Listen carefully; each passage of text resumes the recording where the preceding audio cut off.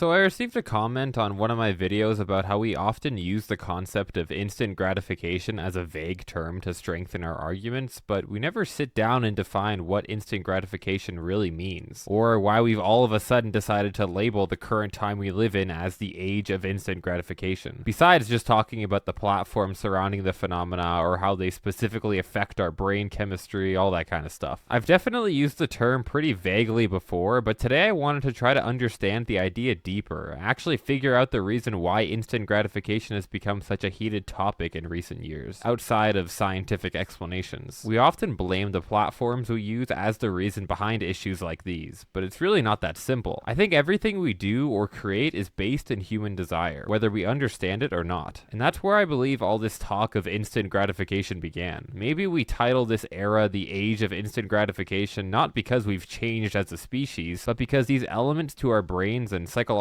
states have never been more exposed or abused. If digital platforms were as advanced as they are today, say in the 1980s, would there be a global rejection of the blatant disrespect to our time and attention spans? People coming together and refusing to support these platforms and systems that slowly deteriorate our mental health? Or would the world look the exact same as it does today? To be in support of the latter for a minute here, maybe the age of instant gratification is us simply labeling a part of ourselves that previously hasn't been able to be exposed to such an extent due to the limitations of past technology, science, and general understanding of how we operate as humans. As time has progressed, we've constantly been building, developing, and creating ways to more thoroughly understand and express ourselves. Musical movements like grunge in the 90s with bands like Nirvana and Alice in Chains blew up because they resonated with people on a level they didn't even know was there. At no point in history before had there been a piece of music that spoke to that specific part of the human soul. It wasn't created, simply uncovered through the power of music. Famous video game franchises like Pac-Man, was the desire to roll around a little blue maze as a tiny yellow circle just created on the spot when the game was released? Or was that desire there from the very beginning and was simply being spoken to when people were able to play and witness it? These examples are a bit different than the concept of instant gratification, but the idea is the same. Somewhere in the world, someone had the idea to make a video platform that allowed you to simply swipe up on your screen to watch another video, and another, and another. This caught on because it spoke to a part of us as a whole and stimulated our brains in a way that we hadn't uncovered before. The only difference between people today and people of the past is that today we have the most advanced technology in the history of the human race. As humans, we haven't changed much. It's just the things around us that have, and it often makes us think that it's something to do with us when we run into conversations about concepts like instant gratification. Also, as humans, we love to label things so we can feel like we have everything figured out, and that's what's happening here. I'm definitely guilty of this, as the concept of instant gratification is an effective umbrella term to use when talking about things like certain video game developer practices, the latest update to TikTok, among other talking points. There's so much more to what is going on inside our brains, our souls, and the universe in general, but with every moment, every exposure of the human condition, we get closer to understanding ourselves and how we push forward even when things seem hopeless. As time moves on, we will continue to label things as it's comforting to believe we understand the elements around us, but maybe going forward, the next time you think the answer to something is simple, it may be worth your time to search a little deeper, because everything is not what it seems. Thanks for watching. If you want to see me rant about something else, click here.